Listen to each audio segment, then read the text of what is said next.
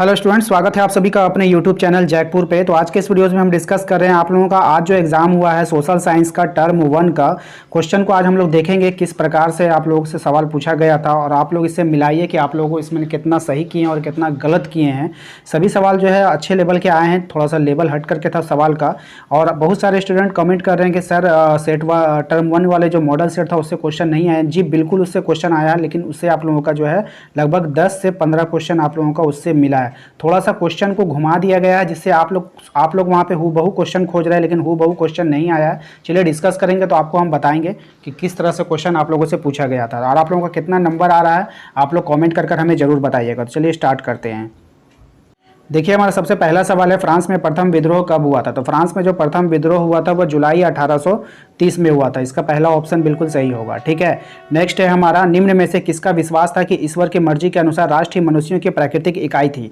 तो ये किसका था? मैटरनिक था। और इस पर हमने ट्रिक बना करके भी आप लोगों को याद कराया था। ठीक है, कि उस मैटरनिक के सामने जो है पहले जो है जनता ही सब कुछ हुआ करती थी। ठीक है, बाद में देश, पहले उसकी जीवन उसकी जान सबसे बढ़कर हुआ करती थी जनता की, जिस पर हम लोगों ने ट्रिक भी बनाकर देखा था। क्वेश्चन का लैंग्वेज यहाँ पर चेंज कर दिया गया है और कुछ भी नहीं किया गया है। क्वेश्चन नंबर 3 को देखिए, निम्न में से कौन सा घटना पूरे यूरोप को शिक्षित अविभाज्य वर्ग में राष्ट्रीय भावनाओं के संचार का किया गया था? तो वो फ्रांसीसी क्रांति था। तो ये फ्रांसीसी क्रांति बिल्कुल फेमस क्वेश्चन था और यहाँ से आप लोगों को क्वेश्चन बार बार देखने को मिल रहा है। अगला सवाल है हमारा कि 1848 में यूरोपीय देशों में किसान मजदूर किन कारणों से विद्रोह कर रहे थे? तो गरीबी, भुखमरी, बेरोजगारी, इनमें से सभी हो जाएगा। ठीक है, अगला सवाल हमारा क्वेश्चन नंबर 5 इनमें कह रहा है, निम्न में से किसने अपने उद्देश्यों के प्रसार के लिए यंग इटली नामक एक गुप्त संगठन बनाया था? तो किसने बनाया था? ज्यूसेप्पे मैत्सेनी ने, है ना। ऑप्शन नंबर 2 होगा, 4 नहीं होगा। ठीक है, नेक्स्ट है हमारा, प्रथम विश्व युद्ध में रक्षा व्यय में भारी इजाफा होने के कारण खर्चे की भरपाई के लिए निम्न में से क्या किया गया था? खर्चे की भरपाई के लिए निम्न में से क्या किया गया?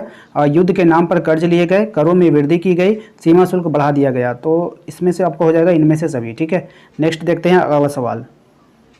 क्वेश्चन नंबर 7 में कहा जा रहा है, अहिंसा धर्म के सभी भारतीयों को एकता के सूत्र में बांध सकता है, ये किसका विश्वास है? तो अहिंसा के पुजारी कौन थे? महात्मा गांधी, है ना। महात्मा गांधी अहिंसावादी थे, वो अहिंसा के रास्ते पे चलते थे, उन्हें हिंसा बिल्कुल भी पसंद नहीं थी। जलियांवाला बाग मैदान में अमृतसर के गाँव वाले लोग किस मेले में शिरकत करने के लिए जमा हुए थे? तो कौन से मेला था वो? बैसाखी का मेला था।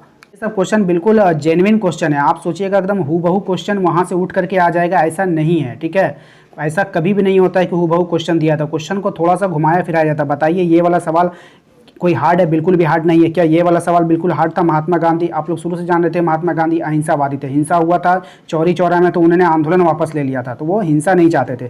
तो ये सब सवाल हार्ड नहीं है, बिल्कुल नॉर्मल सवाल है और आपसे पूछा गया है। ठीक है, क्वेश्चन नंबर 9 है, महात्मा गांधी के द्वारा वायसराय इरविन को लिखे खत में सबसे महत्वपूर्ण मांग किस वस्तु पर लगाए गए कर के बारे में था? तो नमक सही हो जाएगा। ठीक है, नेक्स्ट है हमारा, हिंद स्वराज नामक पुस्तक का लेखक कौन था? तो हिंद स्वराज नामक पुस्तक के लेखक कौन थे? महात्मा गांधी थे। बिल्कुल फेमस सवाल है। ठीक है, और ये एक बार आपका क्वेश्चन में रिपीट हुआ है आपका मॉडल सेट में। थोड़ा सा हूबहू सवाल नहीं है, थोड़ा सा घुमाकर क्वेश्चन दिया गया था, लॉन्ग क्वेश्चन था, घुमा कर दिया गया। चलिए अगला सवाल है हमारा, जर्मनी एकीकरण का श्रेय किसे दिया जाता है? तो जर्मनी का जो एकीकरण हुआ था उसका श्रेय जो दिया जाता है ऑटो वन बिस्मार्क को दिया जाता है। ठीक है, अगला सवाल है हमारा, चौरी चौरा कांड किस वर्ष में हुआ था? तो चौरी चौरा कांड हुआ था आपका चौरी चौरा कांड जो हुआ था ऑप्शन नंबर डी इसका सही हो जाएगा। ठीक है, ऑप्शन नंबर डी 1922 में हुआ था। चौरी चौरा कांड कब हुआ था? 1922 में हुआ था। बिल्कुल सही जवाब होगा इसका। ठीक है, अगला सवाल पे चलते हैं। अगला सवाल है हमारा कि पवन द्वारा मैदान अथवा ढालू क्षेत्र से मृदा को उड़ा ले जाने की प्रक्रिया को क्या कहते हैं? तो देखिए मृदा अगर उड़ रही है, मृदा एक जगह से दूसरी जगह, तो वो मृदा अपर्दन ही होगा। पवन अपर्दन मुझे नहीं लगता है। ठीक है, तो ये मृदा अपर्दन ही होना चाहिए। आप लोगों ने क्या किया है हमें कमेंट बॉक्स में जरूर बताइएगा। ठीक है, क्वेश्चन नंबर 14 देखिए, उत्पत्ति के आधार पर संसाधन के 2 भागों में विभाजित किया गया है, उनके नाम लिखना है। तो 2 संसाधन कौन है? जैव और अजैव। ठीक है, यानी ऑप्शन नंबर 3 इसका बिल्कुल सही जवाब होगा। क्वेश्चन नंबर 15 पे चलते हैं। ठीक है, क्वेश्चन नंबर 15 में आपसे कह रहा है, निम्न में से किस मृदा को रेगुड़ मृदा भी कहते हैं? रेगुड़ नहीं होता है, रेगुर होता है। ठीक है, रेगुड़ मृदा कहते हैं। तो रेगुड़ मृदा जो कहा जाता है वो काली मृदा को कहते हैं। किसको कहते हैं? काली मृदा को कहते हैं। अगला सवाल है हमारा, जून 1992 में ब्राजील के किस शहर में प्रथम अंतर्राष्ट्रीय पृथ्वी सम्मेलन का आयोजन किया गया था? रियो डी जेनेरियो में। बिल्कुल फेमस क्वेश्चन है। ठीक है, तो ये सब क्वेश्चन जो नॉर्मल क्वेश्चन बिल्कुल आपका जीके का क्वेश्चन पूछा गया, एकदम बिल्कुल जीके का बेसिक क्वेश्चन आपसे लिया गया है। बुक से समझ लीजिए कि ये सब क्वेश्चन बुक का है ही नहीं, ये सब जीके का क्वेश्चन है। ठीक है, निम्न में से भारत अगला सवाल है हमारा, निम्न में से भारत के किस राज्यों में खनिज और कोयले की प्रचुर भंडार पाया जाता है? तो कौन सा राज्य हो जाएगा? तो ये हमारे अनुसार से झारखंड, उड़ीसा और राजस्थान हो जाता है। झारखंड, उड़ीसा और राजस्थान होता है। देखिए सबसे प्रचुर मात्रा में पाया जाता है उड़ीसा और राजस्थान, ये आता है पहले, जिसमें हम लोग को झारखंड को अगर शामिल कर देंगे तो ये ऑप्शन मेरा बिल्कुल सही हो रहा है। ठीक है, तो आप लोगों ने क्या किया है हमें कॉमेंट करके जरूर बताएंगे। अगला सवाल है हमारा, भारत में भूमि का कितना प्रतिशत भू क्षेत्र मैदान के रूप में है? तो कितना प्रतिशत मैदान के रूप में है? 43% है। ठीक है, नेक्स्ट है हमारा, देश के क्षेत्रफल का लगभग 27% खनिजों, जीवाश्म ईंधन और वनों के आकार के रूप में क्षेत्र को, इस क्षेत्र को कौन से क्षेत्र जाना था? पठारी, मैदानी, पर्वतीय। ठीक है, तो मेरे अनुसार इसमें जो होना चाहिए वो इनमें से सभी होना चाहिए। आप अपना मत भी हमें बताइए कमेंट में कि आप लोगों ने क्वेश्चन नंबर 19 में क्या किया है। ठीक है, चलिए नेक्स्ट है हमारा क्वेश्चन नंबर 20 की ओर चलते हैं। ठीक, क्वेश्चन नंबर 20 का जो सवाल है, पंजाब में भूमि निम्नीकरण का मुख्य कारण क्या था? तो पंजाब में भूमि निम्नीकरण का मुख्य कारण क्या था? तो अधिक सिंचाई था। पंजाब में भूमि निम्नीकरण का मुख्य कारण क्या था? अधिक सिंचाई था, जो बिल्कुल सही जवाब है। 21 में देखेंगे, निम्न में से किस प्रांत में सीढ़ीदार खेपानी खेती की जाती है? सीढ़ीदार खेपानी खेती कहाँ की जाती है? तो इसका सही जवाब हो जाएगा आपका उत्तरांचल में। कहाँ किया जाता है? उत्तरांचल में किया जाता है सीढ़ीदारी खेपानी। देखिए ये वाला, ये जो है सोपानी, खेपानी नहीं सॉरी, इसका नाम है सोपानी, ये वाला याद रखिएगा। ये उत्तरांचल में किया जाता है। कहाँ किया जाता है? उत्तरांचल में किया जाता है। अगला सवाल है हमारा कि भारतीय वन्यजीव अधिनियम किस वर्ष लागू किया गया था? तो भारतीय वन्यजीव अधिनियम जो है वो 1927 में लागू किया गया है। नेक्स्ट सवाल पर चलते हैं। अगला सवाल है, वो कौन सी परियोजना सतलुज ब्यास बेसिन जल विद्युत उत्पादन सिंचाई में आती है? तो भांगड़ा नांगल परियोजना है ना। 23 का क्या हो जाएगा? ऑप्शन नंबर 2, भांगड़ा नांगल परियोजना। क्वेश्चन नंबर चलते हैं 24 पर, दुनिया भर में जल की कमी किन कारणों से बढ़ रही है? तो दुनिया भर में जो जल की कमी बढ़ रही है वो किन कारणों से बढ़ रही है? सूखा के कारण, सिंचाई की बढ़ती मांग के कारण, जल की व्यर्थ बर्बादी के कारण। तो इनमें से सभी हो जाएगा इसका आंसर।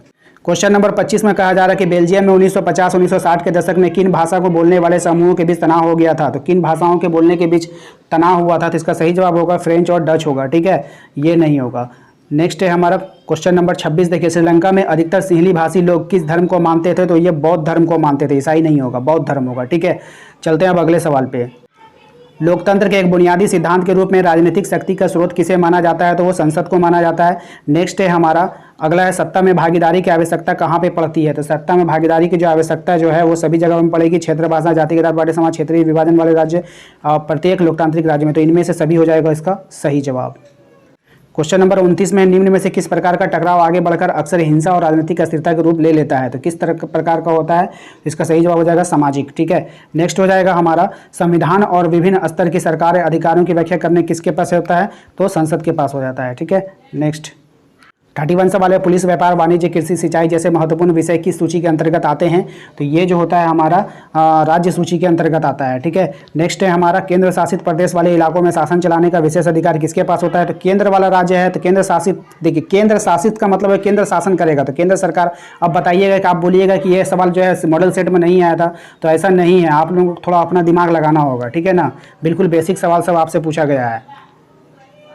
अगला सवाल है, जब केंद्र और राज्य सरकारों को शक्तियां लेकर स्थानीय सरकारों को दे दी जाती है तो उसको क्या कहते हैं? तो उसको कहते हैं हम लोग सत्ता का विकेंद्रीकरण। ठीक है, नेक्स्ट है हमारा, आर्थिक विकास के अंतर्गत सम्मिलित लक्ष्य क्या है? आर्थिक विकास के अंतर्गत सम्मिलित लक्ष्य है नियमित रोजगार, स्वतंत्रता, बेहतर मजदूरी। तो हो जाएगा इनमें से सभी। ठीक है, भारत के किस राज्य में गरीबी का प्रतिशत सबसे अधिक है? तो भारत के किस राज्य में गरीबी का, तो ये जो है गरीबी का बिहार झारखंड में है, तो झारखंड ऑप्शन में नहीं है इसलिए बिहार हो जाएगा। ठीक है ना। अगला सवाल है हमारा कि भारत में प्रच्छन्न बेरोजगारी सामान्यतः किस क्षेत्र में दिखाई देता है? तो भारत में जो प्रच्छन्न बेरोजगारी होता है वो सामान्यतः किस क्षेत्र में दिखाई देता है? तो वो कृषि के क्षेत्र में दिखाई देता है। नेक्स्ट है हमारा, भारत के किस वर्ग में देशों के अंतर्गत आता है? तो भारत जो है हमारा वो विकसित देश के अंतर्गत है। अब इस सवाल को हम गौर से देखते हैं। क्या भारत में निम्न आय वाला देश है? नहीं। क्या भारत एकदम गरीब देश है? नहीं।